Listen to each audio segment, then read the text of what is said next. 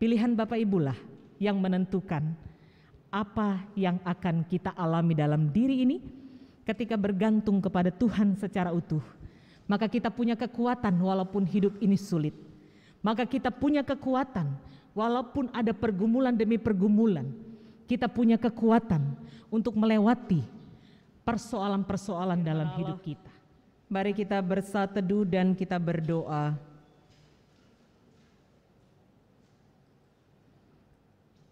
Kita berdoa.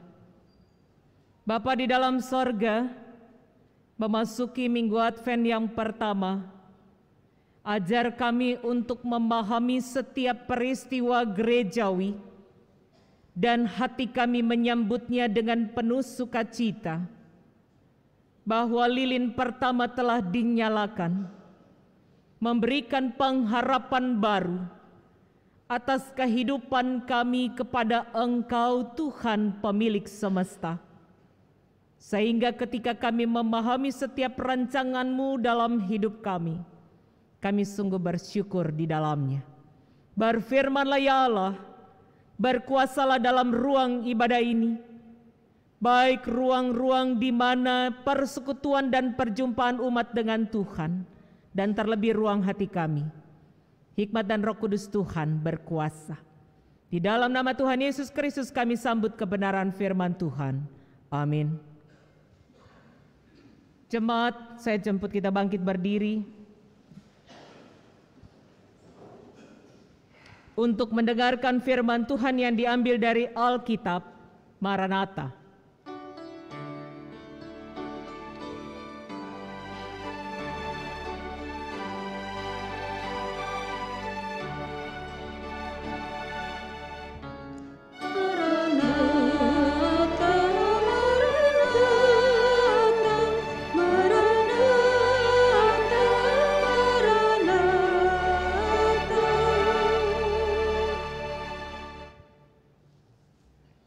Bacaan Alkitab hari ini dari Galatia 3 ayat 15 sampai 22.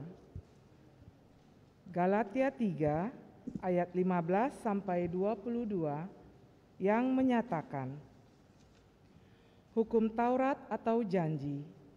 Saudara-saudara, baiklah kupergunakan suatu contoh dari hidup sehari-hari, suatu wasiat yang telah disahkan, sekalipun ia dari manusia, tidak dapat dibatalkan atau ditambahi oleh seorang pun. Adapun kepada Abraham diucapkan segala janji itu dan kepada keturunannya. Tidak dikatakan kepada keturunan-keturunannya, seolah-olah dimaksud banyak orang, tetapi hanya satu orang, dan kepada keturunanmu, yaitu Kristus. Maksudku ialah, janji yang sebelumnya telah disahkan Allah tidak dapat dibatalkan oleh hukum Taurat, yang baru terbit 430 tahun kemudian, sehingga janji itu hilang kekuatannya. Sebab, jikalau apa yang ditentukan Allah berasal dari hukum Taurat, ia tidak berasal dari janji, tetapi justru oleh janjilah Allah telah menganugerahkan kasih karunia-Nya kepada Abraham. Kalau demikian, apakah maksudnya hukum Taurat? Ia ditambahkan oleh karena pelanggaran-pelanggaran sampai datang keturunan yang dimaksud oleh janji itu. Dan ia disampaikan dengan perantaraan malaikat-malaikat ke dalam tangan seorang pengantara.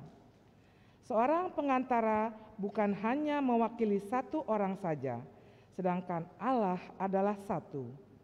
Kalau demikian, bertentangkah hukum Taurat dengan janji Allah? Sekali-kali tidak. Sebab andai kata hukum Taurat diberikan sebagai sesuatu yang dapat menghidupkan, maka memang kebenaran berasal dari hukum Taurat. Tetapi kitab suci telah mengurungkan segala sesuatu di bawah kekuasaan dosa, supaya oleh karena iman dalam Yesus Kristus, janji itu diberikan kepada mereka yang percaya. Demikian pembacaan Alkitab. Hendaklah firman Tuhan dengan segala kekayaannya diam di dalam hatimu, dan ucaplah syukur kepada Allah.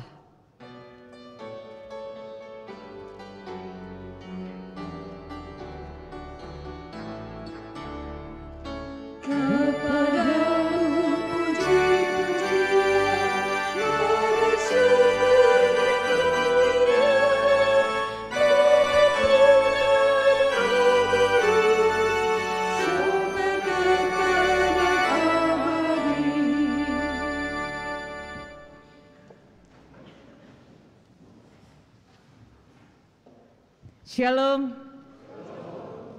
Bapak Ibu Saudara yang dikasih di dalam Tuhan, kalau kita mau berbicara tentang makna peristiwa Adventus yang pertama di hari ini, lilin 1 dinyalakan dan kita semua sudah bernyanyi, mau mengingatkan kembali kepada satu hal, bahwa pengharapan, lilin ini sebagai simbol pengharapan, menjadi garis kehidupan orang percaya. Bahwa dalam kehidupan setiap orang percaya, pengharapan itu masih harus tetap hidup dan menyala. Bukan hanya ketika Advent dan lilin itu dinyalakan. Bapak Ibu Saudara, pengharapan kita saat ini di dalam hidup kita, pengharapan di dalam kehidupan keluarga, kepada siapa kita berpaut? Apa yang menjadi harapan kita? Apa yang menjadi harapan terbesar dalam hidup Bapak Ibu Saudara dan saya?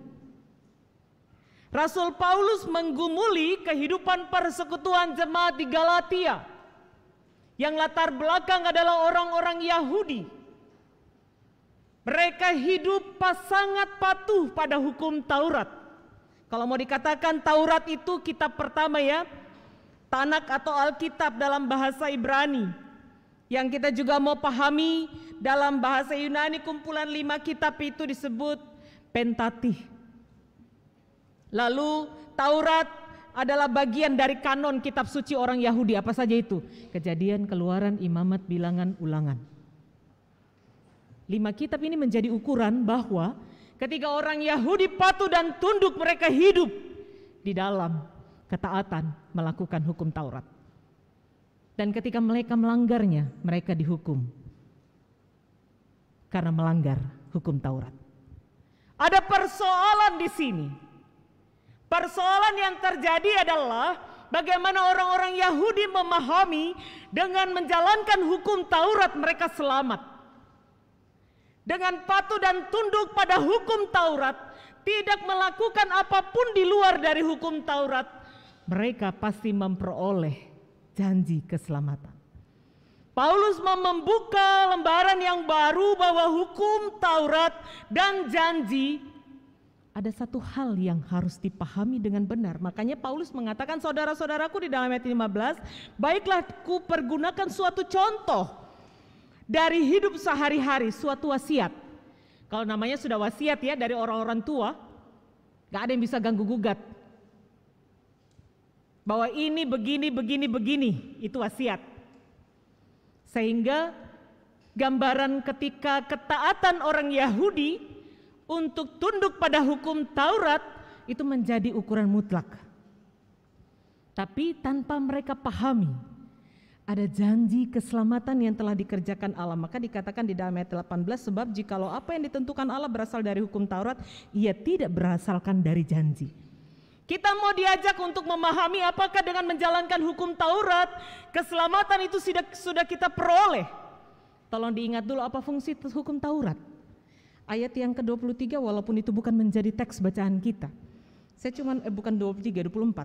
Saya mau bacakan untuk kita sekalian. Jadi, hukum Taurat adalah penuntun bagi kita sampai Kristus datang supaya kita dibenarkan karena iman.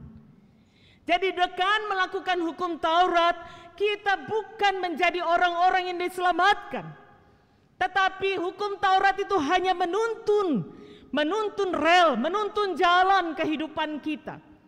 Ya, apa saja hukum Taurat yang diajarkan dalam Keluaran 20, bagaimana Tuhan memerintahkan atas bangsa Israel, jangan membunuh, jangan berzina, jangan melakukan apapun, mengucapkan saksi dusta. Itu tuntunan, arah.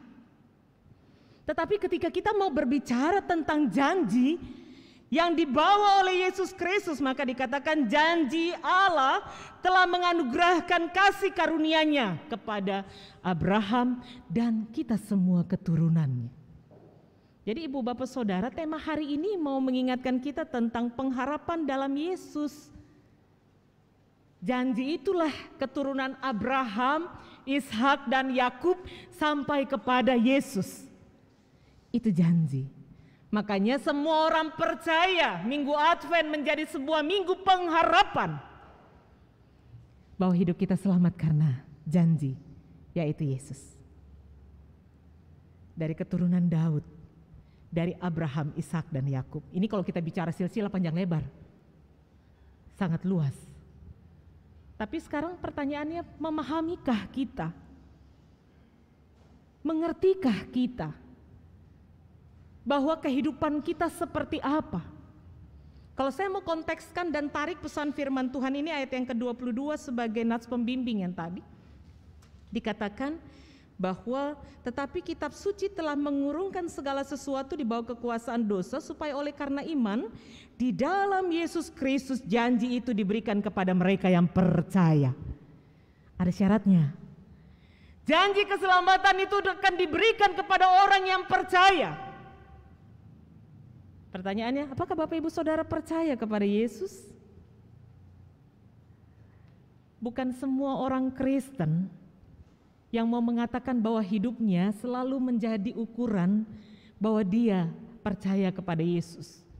Masih banyak orang-orang yang mengklaim dirinya orang Kristen, tapi belum dalam kontekstual ritual, ibadah ritual dan ibadah aktual. Ibadah ritual mungkin semua aktif ya, inilah ibadah ritual.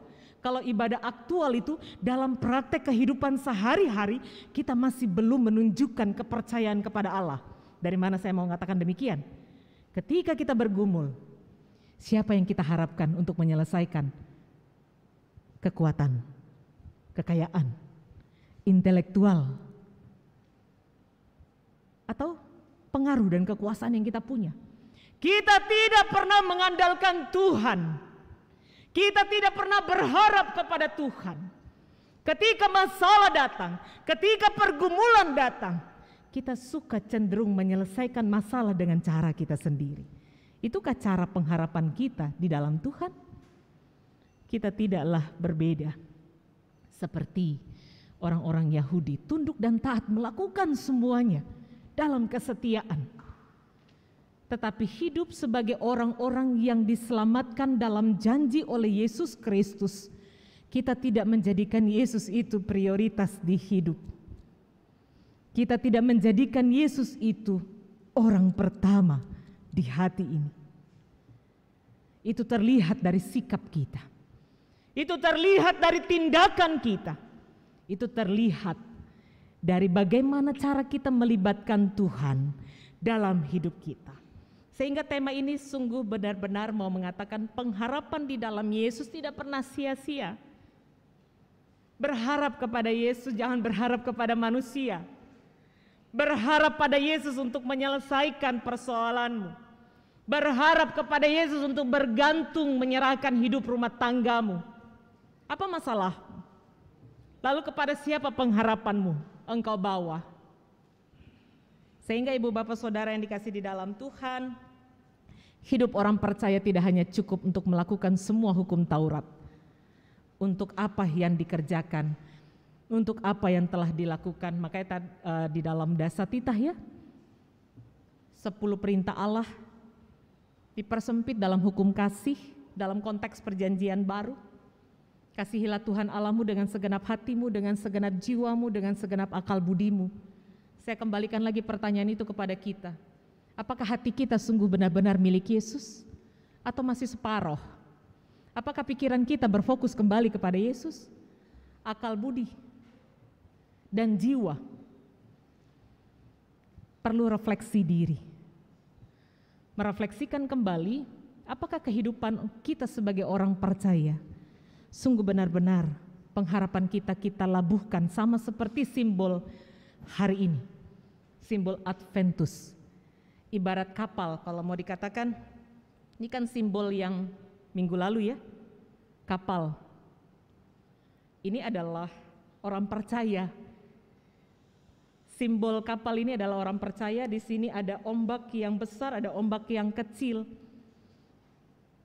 Orang percaya itu terus berlayar dan berjalan. Di minggu Adventus ini, dia harus melabuhkan jangkarnya, bertepi Dan dalam labu jangkar ini dia menaruhkan pengharapannya kepada Allah. Dia tidak akan terus berlayar. Tapi di dalam simbol ini juga ada pelangi. Jadi setiap peristiwa kalender gereja ini punya makna Bapak Ibu. Pertanyaannya, memahamikah kita makna-makna ini? Ini kabar pelangi ini janji Allah terhadap Musa ketika perahunya terdampar di Gunung Ararat.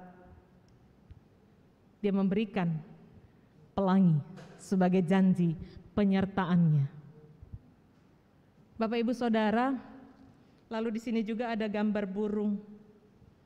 Sebenarnya ada gambar paruh yang membawa ranting. Ada makna bahwa Tuhan juga memelihara Nuh melalui burung. Bapak Ibu Saudara, apa sih kontekstualisasi dan aplikasinya memasuki Minggu Advent yang pertama? Ada beberapa hal yang terpenting. Yang pertama, apakah hukum Taurat dan janji itu berbeda, bertentangan? Tidak, dia tidak berbeda. Dia sama, membawa kepada sebuah keselamatan. Yang kedua, hukum Taurat itu harus dilakukan dalam ketaatan dan kepatuhan, tetapi dia bukan menyelamatkan. Menyelamatkan hanya berpaut kembali kepada Yesus Kristus. Tuhan yang adalah janji yang Tuhan katakan kepada Abraham, Ishak, Yakub, dan keturunannya sampai kepada Daud. Makanya Yesus dikatakan anak Daud, garis keturunannya. Yang ketiga, apa yang harus kita lakukan dalam kehidupan saat ini di konteks kita di zaman ini? Teruslah hidup berpengharapan di dalam Yesus. Bergantung kepada hal dunia, tidak ada yang bisa kita mampu miliki. Karena segala yang di dunia ini pun akan ditinggalkan. Arah kita hanya kembali kepada satu tujuan, eskatologis. Kalau dalam bahasa teologi, eskatologis adalah kehidupan masa depan. Pertanyaannya, masa depan itu akan diperoleh dalam perjalanan kehidupan kita menuju ke sana. Maka lilin Advent yang pertama sudah dinyalakan. Mari terus terangi hati kita untuk berpengharapan kepada Allah. Terus nyalakan pengharapan itu dan hidupi di dalam diri kita bahwa tidak ada hal yang tidak mungkin, tidak ada hal yang sulit untuk Allah kerjakan jika di dalam ayat yang ke-22 tadi oleh iman akan diberikan kepada orang-orang percaya. Banyak orang yang tidak mengaku Yesus tapi tidak percaya kepada kekuasaan Allah, kekuatan Allah, menyelesaikan persoalan, menyelesaikan setiap hal, menyelesaikan pergumulan, karena kita menganggap diri kita kuat dan kita menganggap kita mampu. Lalu menggadaikan dan mengesampingkan Tuhan, padahal Tuhan punya kendali dan berkuasa buka dan tutup kehidupan. Sehingga dari firman ini kita diutus untuk pulang kembali dalam kehidupan kita masing-masing. Nyalakan terus pengharapan di dalam Tuhan. Dan Tuhan katakan, maka aku akan terus memberikan kekuatan dan kuasaku untuk menyertai setiap orang-orang yang percaya akan kuasa Allah. Menutup ini, saya mau mengatakan, banyak orang yang mengklaim diri Kristen, tetapi hidup masih sama seperti bahasa Amsal, orang fasik. Kata fasik itu orang yang tahu tentang firman, orang yang tahu tentang kebenaran Allah, tapi orang yang tidak mau melakukannya. Jadi kita diutus kembali untuk mengambil keputusan bagi diri. Mau terus menyalakan lilin Advent yang pertama dengan berpengharapan kepada Tuhan, itu semua adalah pilihan.